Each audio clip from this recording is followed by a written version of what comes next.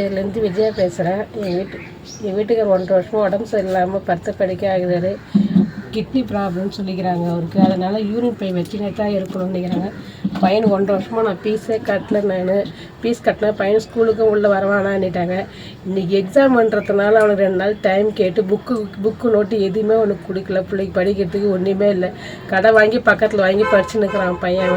இன்றைக்கி எக்ஸாம்ன்றதுனால 2 நாள் டைம் கேட்டு உள்ளே போய் சேர்த்து விட்டு வந்துக்கிறான். அதுக்கப்புறம் அவன் டைம் கிடையாதுன்னுட்டாங்க.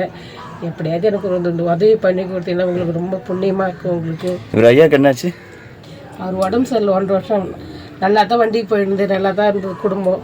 அவர் வண்டி கிட்னி ப்ராப்ளம்ன்றதுனால அவருக்கு எங்கேயும் போக முடியாத அளவுக்கு வீட்டில் இருக்கிறாரு. நான் இந்த வீட்டில் இருக்கீங்களா நீங்கள்? இந்த வீட்டில் தான் இருக்கிறாங்க. இல்லை இவ்வளோ டேமேஜாக இவ்வளோ இருக்கு. மழை பெஞ்சா என்ன பண்ணுவீங்க? இங்கே தான் இருக்கிறோம். மழை பெஞ்சா இங்கே தான் அந்த வீட்டில் தான் இருக்கிறோம். அடுப்பு வெளியே அடுப்பில் தான் சமைச்சிங்க? ஆமாம், அடுப்பில் தான் சமைச்சு சாப்பிட்றோம். நல்லா பிள்ளைங்க நல்லா வேலைக்கு போயிருந்தவர் தான். ஒரு வேலைக்கு போயிருந்த மாரி 1.5 வருஷமாக இப்போ ஒன்றுமே இல்லாததுனால நான் ஒண்டி வருமானம் தான். எனக்கு அந்த வருமானத்தை வச்சு நான் சாப்பிட தான் முடியுது. பிள்ளைங்களை படிக்க வைக்க முடியல என்னால். 1.5 வருஷமாக அவனுக்கு ஃபீஸே கட்ட முடியல என்னால். ஃபீஸ் கட்டாததுனால அவனை ஸ்கூலுக்கு வரவானான்னுட்டாங்க. அவனும் இப்போ நானும் விட்டுட்டேன் 4 ஸ்கேருன்ட்டு. கவர்மெண்ட் ஸ்கூலில் போய் சேர்க்கலான்னு பார்த்தாக்கா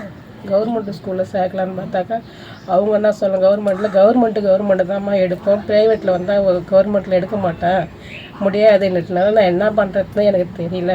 பிள்ளை